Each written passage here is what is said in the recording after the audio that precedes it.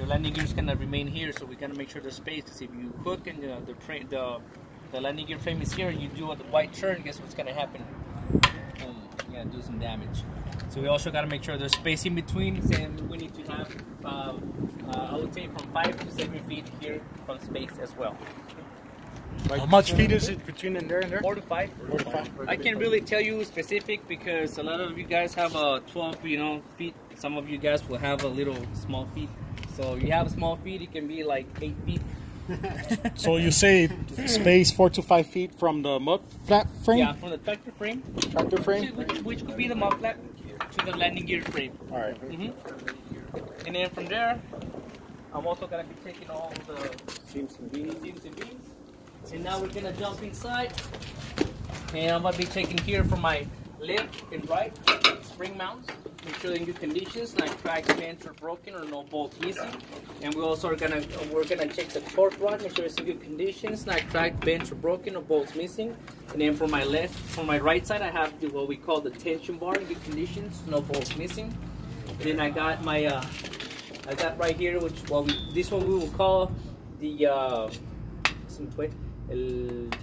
tie rod in good conditions, not cracked, bent, or broken. Then no illegal welds. And then from there I'm going to be checking my rear axle, make sure it's free from any leaks, cracked or broken, good conditions. From there I'm going to be checking my left and right side air brake chambers, make sure they're properly mounted to the rear axle, no bolts missing, free from any leaks. And we also got to make sure that we check the slack adjusters and the push rods here in the front. That way you check those the same way you check the ones in the front ones. You chuck the wheels, keep in your pocket for safety. You release the valves, put some gloves on. You pull on the slack adjuster. If it has more than 1 inch of replay, it needs to be adjusted or replaced by a professional.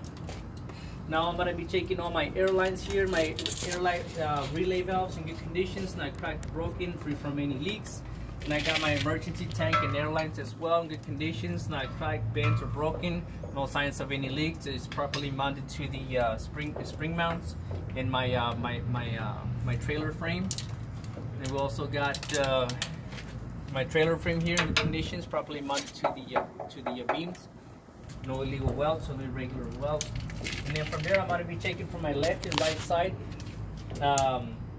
Brake drums, make sure they're not cracked, bent, or broken, or cracked. We also got to make sure there's no less than 1/2 material, free from any oils. And then we jump to the brake linings as well. We got to make sure they're not cracked, broken, or missing, and free from any oils, as that will create a fire or brake failure when braking. And it should not be no less than 1/4 material.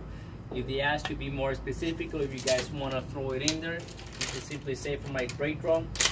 They're also known as a rotor, and for my brake lining, also known as my brake drum or brake shoe. And then from there, I'm going to be checking from my left and right side airbags, properly mounted to the trailer frame and the rear axle in good conditions, not cracked or broken, no signs of any leaks, no bumps, cuts, or abrasions on the airbag. That's where it is, right there. Torque rod, and tie rod. Yeah, you got that torque and tension. Torque? This is a torque, and this one over here is a tension. Torque and tension. This is the tie rod. It's just tying now everything together. Okay. So no lifts. Torque. Airbags. Y después, does it have U-bolts in the back? No, it's not U-bolts. Properly mounted to the